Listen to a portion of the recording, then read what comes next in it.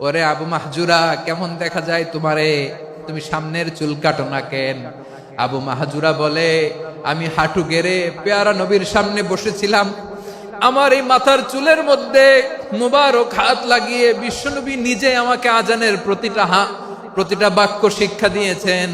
বিশ্বনবীর মুবারক হাত, পবিত্র হাত আমার মাথার চুলের যেই জায়গায় লেগেছে, আমি চাই ওই চুলগুলা নিয়ে আমি আমার কবরের ভিতরে যাব। সাইয়েদনা আবু মাহজুরা রাদিয়াল্লাহু তাআলা আনহু ইন্তেকালের আগের পর্যন্ত মাথার সামনের চুলগুলা কাটে নাই। আজারি সাহেবের আগমন আদ-দ্বীন ফাউন্ডেশনের পক্ষ থেকে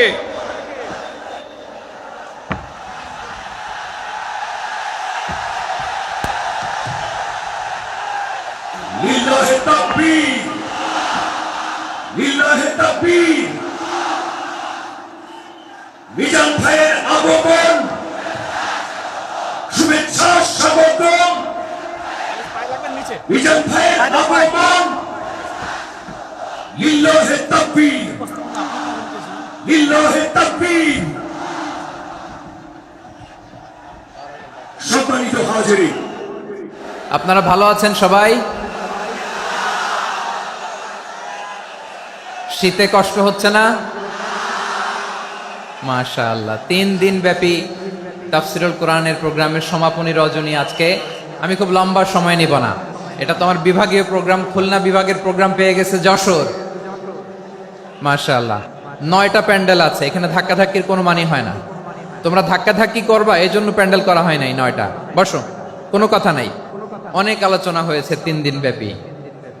দেশ বরেণ্য প্রথিতযশা ওলামায়ে হযরতের মুখে আপনারা অসংখ্য কথা শুনেছেন। আমলের জন্য এগুলোই যথেষ্ট, নতুন করে আমার বলার কিছুর দরকার নাই।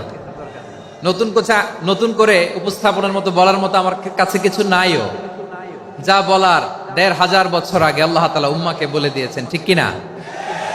এমন কিতাব দান করেছে যে কিতাবে ভুল নাই, যতই পড়ি ততই শেখা যায়। বিয়ন্ডলেস, বাউন্ডলেস, বটমলেস, কুল কিনারা নাই, কুল কিনারা বিহীন সাগর। পড়েন সুবহানাল্লাহ। আসুন এখানে আসার বসার এই প্রোগ্রামে অংশগ্রহণ করার উদ্দেশ্যকে, নিয়াতকে আমরা খালেস করে নেই। আজকে আমরা যা শুনবো শিখবো আমলের নিয়তে শুনবো, ঠিক কিনা বলেন? শেষ পর্যন্ত নীরবতা বজায় রাখবো। আমি উঠবো, আপনারা উঠবেন। এর আগে ওঠা যাবে না। স্কেডিউলে একটু চেঞ্জ এসেছে, এশার সালাত হয়নি।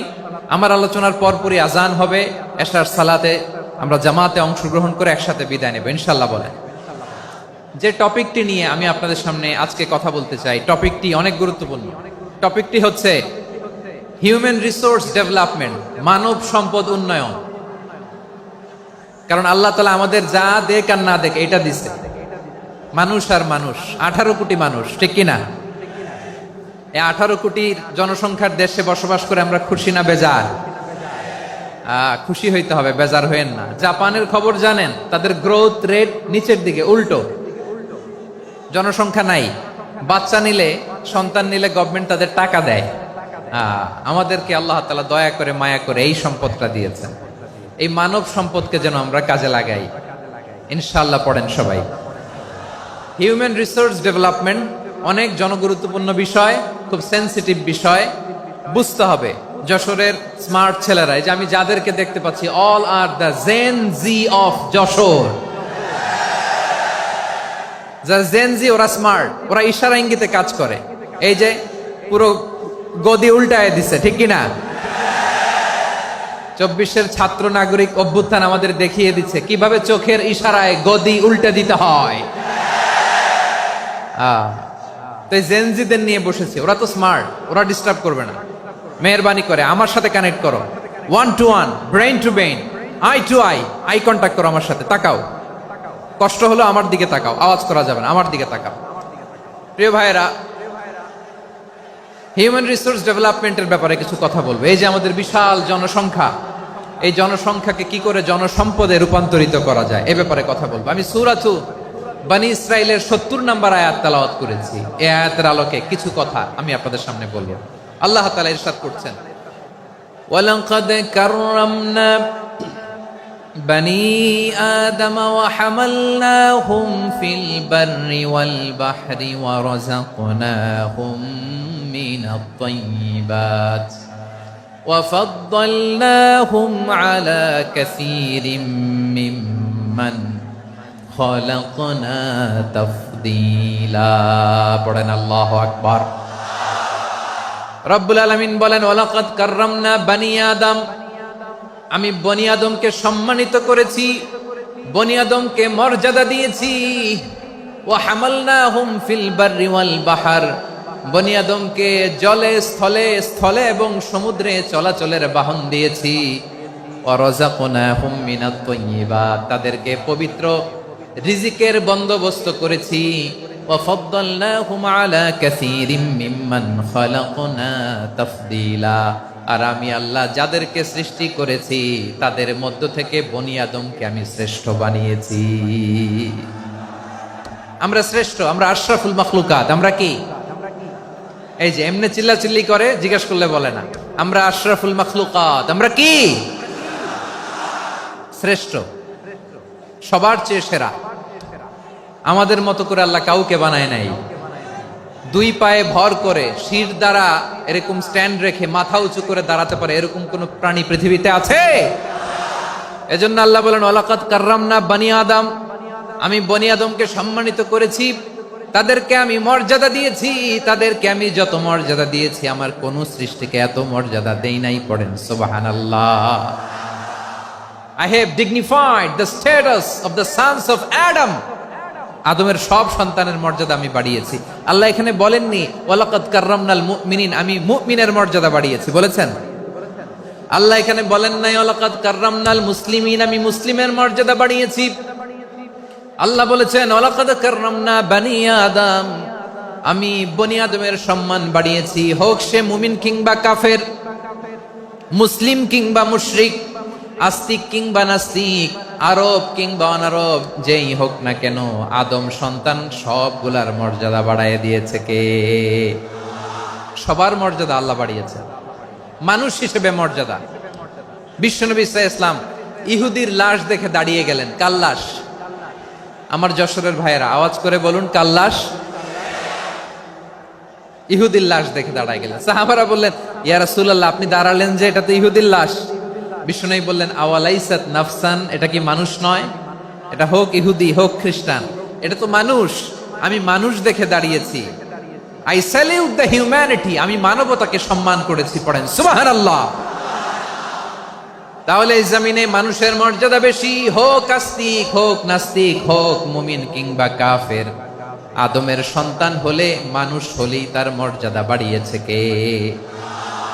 আমার কলিজার টুকরা যশোরের ভাইয়েরা, মানুষের মর্যাদা আল্লাহ এত বাড়িয়েছেন। মানুষ জীবিত থাকলেও যেমনি মর্যাদাবান, মরে গেলেও মর্যাদাবান। সুবহানাল্লাহ পড়েন।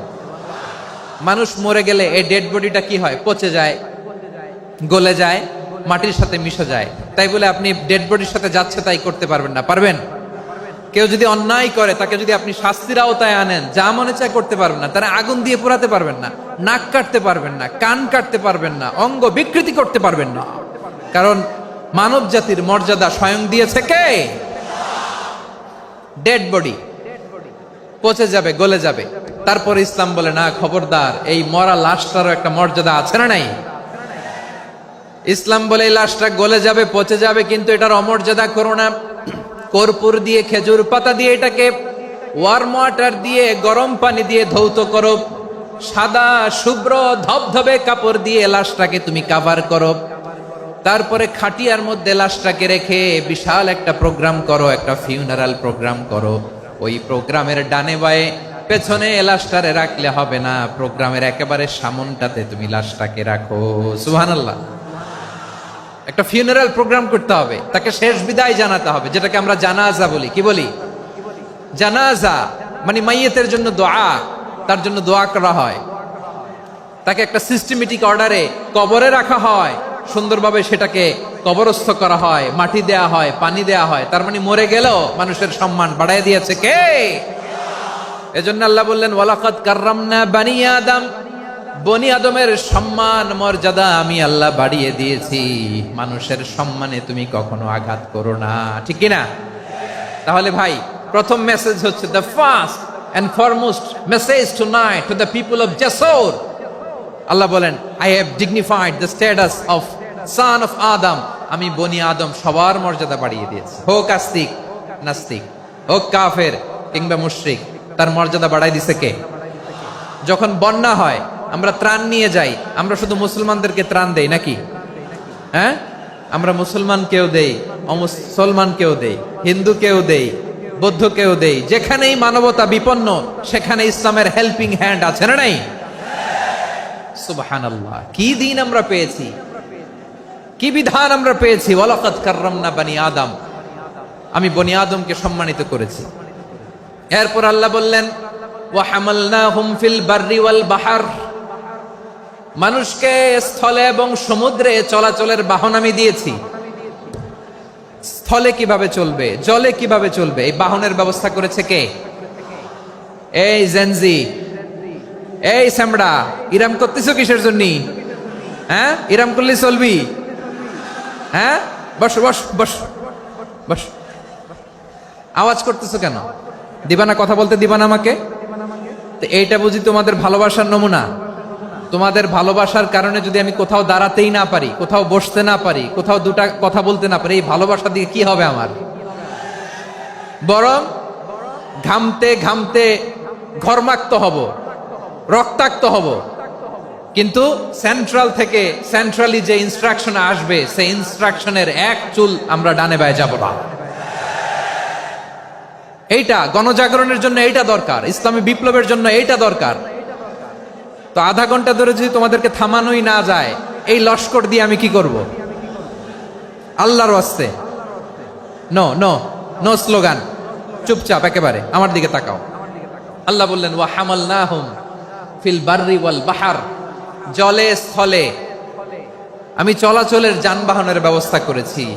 আমরা স্থলে ঘোড়ার উপরে চড়ি, উটের উপরে চড়ি, গাড়ির উপরে চড়ি। এই যে গাড়ির ইঞ্জিন বানাইছি আমরা, এটার মেধা দিয়েছে কে? আবার সাগরের মধ্যে আমরা নৌযান, জলযান, বড় বড় জাহাজ দিয়ে এক মহাদেশ থেকে আরেক মহাদেশ যাই, এক দেশ থেকে মালামাল গুলো আরেক দেশে পাঠাই। সাগরের ভেতরে নৌকাগুলোরে ধরে রাখলো কে? ওয়াল ফুলকিল্লাতী তাজরি ফিল বাহরি বিমা ইয়ানফাউন নাস, মানুষের উপকার আছে এরকম সরঞ্জামাদি নিয়ে সাগরের উপরে বিশাল বিশাল জলযানগুলো চলে। এগুলো ডুবে যায় না, কাত হয়ে যায় না, পড়ে যায় না। এগুলোকে স্থিতিস্থাপকতাকে ঠিক করে রাখলো কে? আপনারা জাহাজ দেখেছেন? জাহাজ, হ্যাঁ, বাড়ি চট্টগ্রাম হইলে দেখতে পারতেন, দেখছেন? বিশাল বিশাল জাহাজ, বিশাল জাহাজ মালামাল নিয়ে এক মহাদেশ থেকে আরেক মহাদেশে যায়। গত মাসে আমার জাপান সফর ছিল। এই যে বাংলাদেশে যে গাড়িগুলো চালান, বেশিরভাগ গাড়ি আসে কিন্তু জাপান থেকে। হাজার হাজার গাড়ি একটা জাহাজ বহন করতে পারে, হাজার হাজার গাড়ি। এটাতে সাগরের মধ্যে ভাসাইলো কে? সবাই বলুন, ভাসালো কে? হাজার হাজার গাড়ি নিয়ে জাপানিজ গাড়িগুলো আমাদের চট্টগ্রামের এয়ারপোর্টের বন্দরে ভিড়ে। যুক্তরাষ্ট্রে আমি দেখেছি বিশাল বিশাল জাহাজ। আপনারা টাইটানিক জাহাজের নাম শুনেছেন? টাইটানিকেরও 8 গুণ 10 গুণ বড়। সুবহানাল্লাহ কইবেন না? টাইটানিক জাহাজের 8 গুণ 10 গুণ বড় একটা জাহাজ আছে, আইকন অফ দ্য সি, আমি দেখে এসেছি। রয়্যাল ক্যারিবিয়ান দেখে এসেছি। সাগরের সামনে জেটিতে যখন দাঁড়ালাম, জাহাজটা যখন যায়, আমার মনে হচ্ছে একটা শহর, গোটা শহর, the entire city is floating on the water. পুরো একটা শহর মনে হয় পানির উপর দিয়ে ভেসে যাচ্ছে। পড়েন সুবহানাল্লাহ। এই যে আইকন অফ দ্য সি, এই ক্রুজ, এই জাহাজটা, এটার ভিতরে স্টেডিয়াম আছে। কিসের ভিতরে স্টেডিয়াম? কথা বুঝে নাই বোধহয়। স্টেডিয়াম কিসের ভিতর? সুইমিং পুল আছে, শপিং মল আছে, রেস্টুরেন্ট আছে, ক্লাব আছে, 3000 4000 রুম বিশিষ্ট, কক্ষ বিশিষ্ট হোটেল আছে। এই সবগুলোর নিয়ে এগুলো চলে সাগরের এই দোলার মধ্যে, জলোচ্ছ্বাসের মধ্যে। এই সাগরের ভেতরে এই জাহাজগুলোর ভাষায় রাখছে কে? সূরা আর রহমানে আল্লাহ তাআলা বললেন, ওয়ালাহুল জাওয়ারিল মুনশাআতু ফিল বাহরি কাল আ'লাম ফাবিআইয়ি আলা, সবাই পড়েন ফাবিআইয়ি আলাই রাব্বিকুমা তুকাযযিবান। পাহাড় সম বড় বড় জাহাজগুলো মাল বোঝাই করে সাগরের মধ্যে ভেসে বেড়ায়, এগুলো দিয়ে মালামাল বহন করা যায়। মানুষরা এক দেশ থেকে আরেক দেশে যায়, এই জাহাজগুলোরে সাগরের ভেতরে ভাসায় রাখলো কে? এই আয়াতের ভেতরে আল্লাহ তাআলা সূরাত বনী ইসরাঈলের এই চমৎকার আয়াতের ভেতরে আল্লাহ তাআলা বেসিক্যালি মানব জাতির প্রতি তার 4টি স্পেশাল অনুগ্রহের কথা বলেছেন। কয়টি? 2টা বলে ফেলছি। 1 নাম্বার ওয়ালাকাদ কাররামনা বনী আদম, আমি বনী আদমের সম্মান বাড়াইছি। নাকি মুসলমানদের? নাকি মুসল্লিদের? কার সম্মান বাড়িয়েছি? বনী আদমের। তাহলে human dignity, the first part of the verse talks about the human dignity. 2 number অংশ আল্লাহ তাআলা বললেন ওয়া হামালনাহুম ফিল বাররি ওয়াল বাহর, স্থলে এবং সমুদ্রে আমি তাদের জন্য চলাচলের বাহন দিয়েছি। সুবহানাল্লাহ। তার মানে smooth movement on land and sea, জলে এবং স্থলে যাতে আমরা স্মুথলি মুভ করতে পারি আল্লাহ তাআলা দিয়েছেন। 3 নাম্বার আল্লাহ তাআলা বললেন ওয়া রাযাকনাহুম মিনাত তাইয়্যিবাত, মানুষের জন্য আমি পবিত্র রিজিকের ব্যবস্থা করেছি। জলে এবং স্থলে যত প্রাণী আছে সবগুলা প্রাণীকে রিজিক দেয় কে?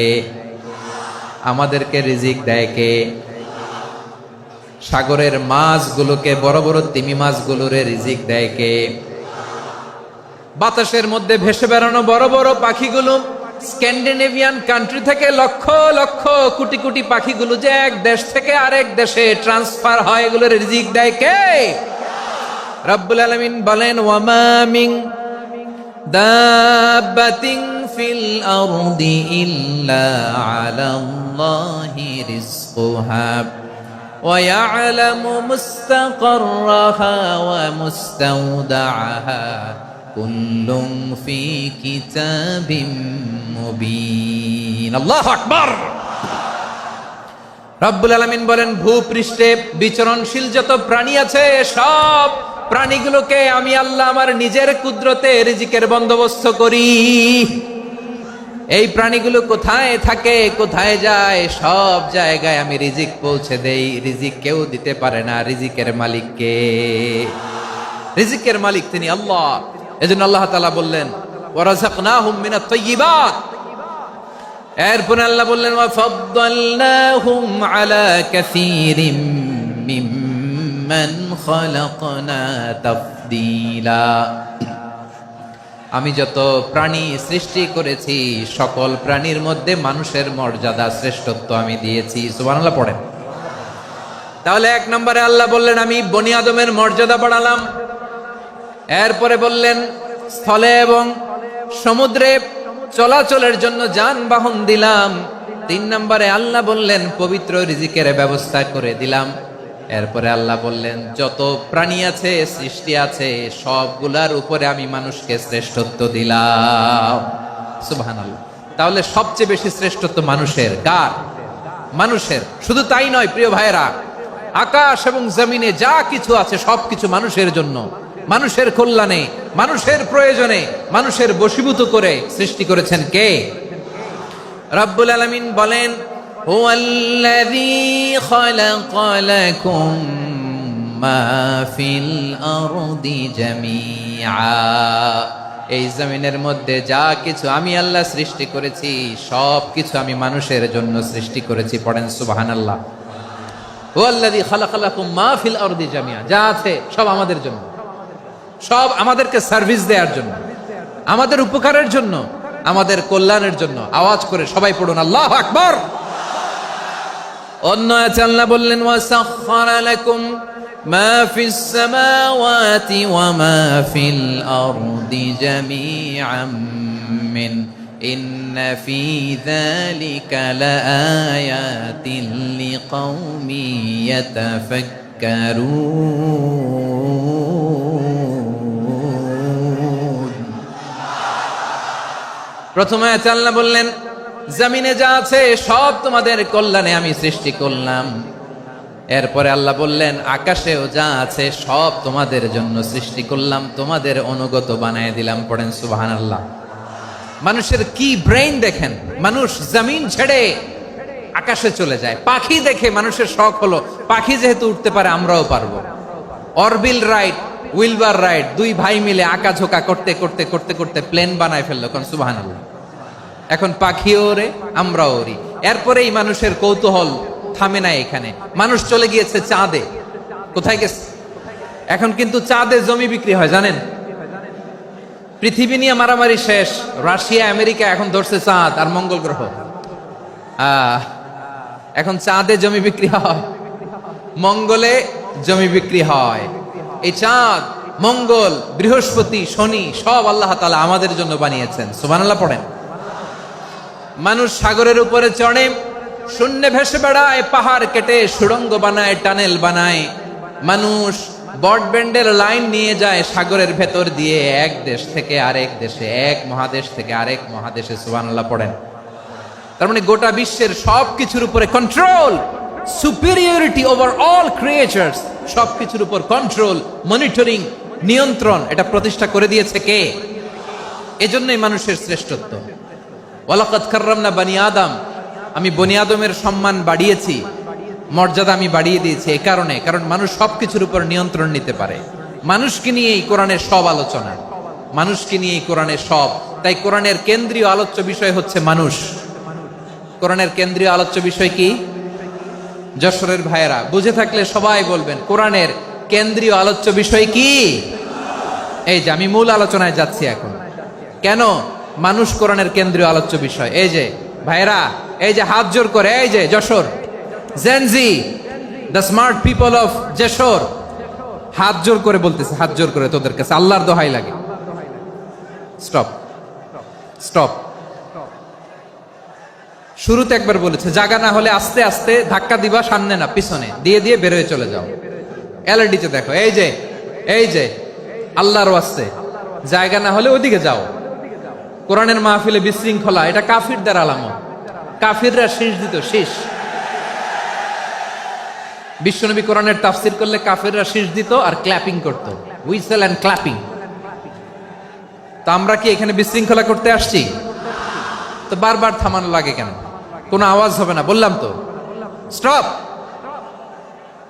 আওয়াজ করে বলুন, কোরআনের কেন্দ্রীয় আলোচ্য বিষয় কি? সবাই বলেননি। এতগুলো মানুষ উত্তর দিলে এতটুকু আওয়াজ হয়, অন্তত আমি বিশ্বাস করি না।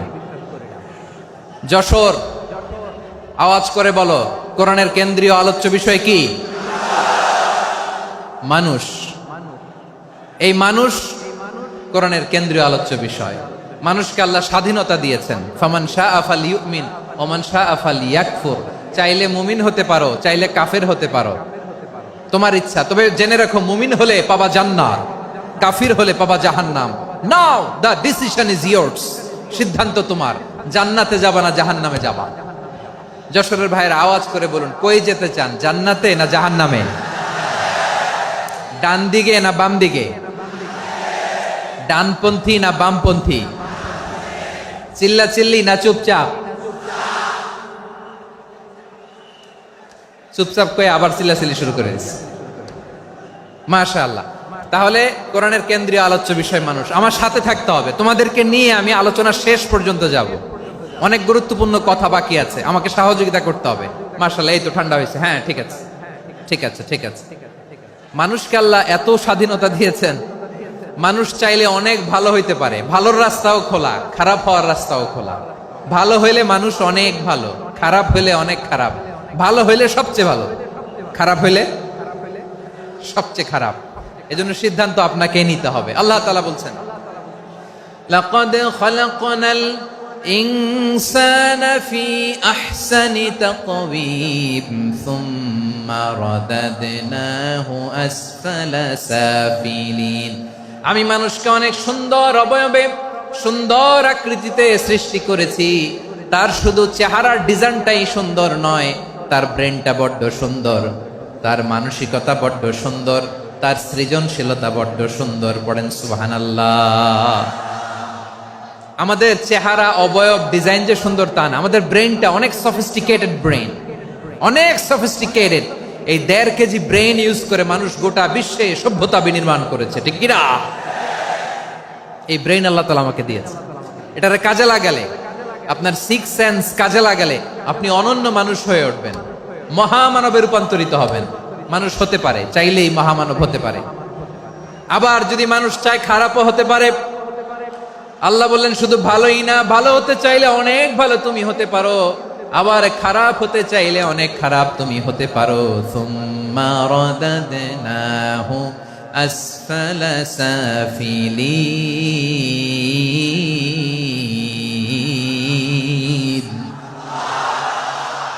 খারাপ হলে একেবারে খারাপ হতে পারো, নিকৃষ্ট হলে একেবারে নিকৃষ্ট হতে পারো, ভালো হলেও ভালো হতে পারো। কোন সুবহানাল্লাহ।